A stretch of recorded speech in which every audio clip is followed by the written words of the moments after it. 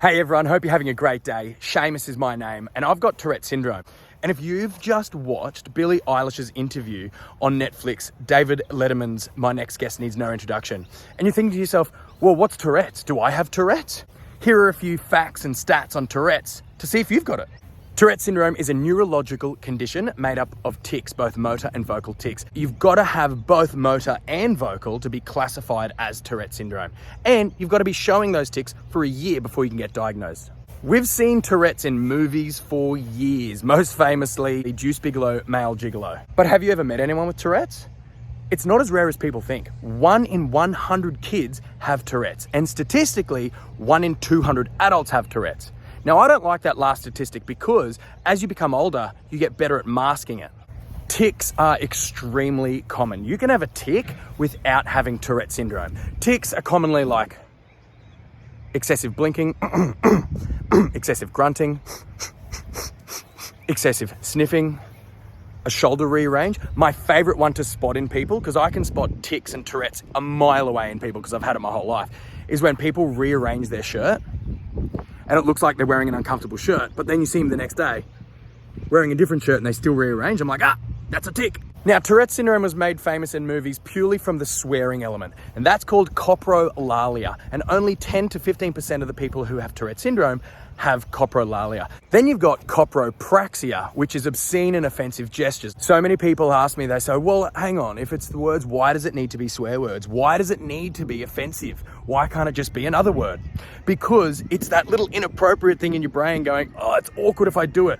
Our brain is so advanced, it's so smart, it's got a mind of its own inside our own brain. And then there's echolalia, which basically means copying someone else. And echopraxia is copying someone else's gestures. Then you have one called palalalia, which is repeating your own words.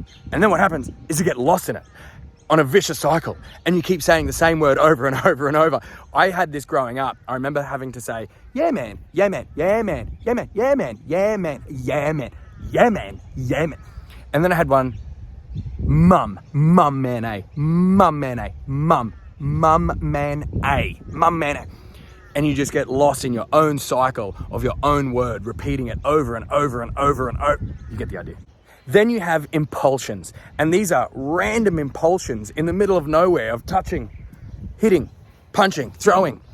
There are so many kids at school who just throw their pen. A really great trick if you've got impulsions and you've got Tourette's is to tie your pen to the desk, and so you keep throwing it and it's like a yo-yo and it keeps coming back. There are also so many other neurological conditions that fall under the Tourette syndrome umbrella, like autism, ADHD, OCD, ODD, depression, anxiety. And just because you have them, it doesn't mean you've got Tourette's. And just because you have Tourette's, it doesn't mean you have any of the other neurological conditions. These are called comorbidities. I don't like using that word because I don't like the word morbid. Tourette syndrome actually lays dormant in your system until something traumatic triggers it. So many people after the COVID-19 lockdowns actually developed Tourette's because it was a pretty traumatic experience. Whenever someone hears the word traumatic, they always think the worst, but it could be as simple as a car horn beeping next to a baby. That's pretty traumatic as a baby. We believe that what triggered it when I was a baby was I had a really bad infection, was in a hospital for like a week. Thank goodness I survived. But we think that that is what triggered my Tourette's from a baby.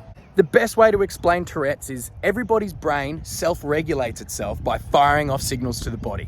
And everybody's brain has a gate at the bottom of the brain to stop those unwanted signals. People with Tourette's have a weak or no gate, which means those signals fire through, and they're called tics. Tics are involuntary, they're not done on purpose, they just happen. So if you're curious if you have Tourette syndrome, then I highly suggest seeing your GP, reading up on it, going to a doctor and talking to them about it, because it's not as rare as people think. And I reckon there are so many people who are undiagnosed who have Tourette's. If you ever come across someone who does have Tourette's, especially coprolalia, my one piece of advice to you is just ignore them.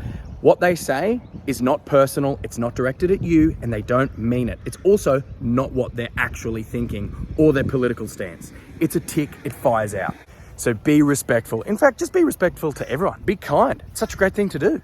So I hope this video has helped, and whatever you're going through, I hope you are having a great day today, and I hope you're getting through it with a positive attitude. If you like this video, hit subscribe, hit like, leave a comment below, ask me anything.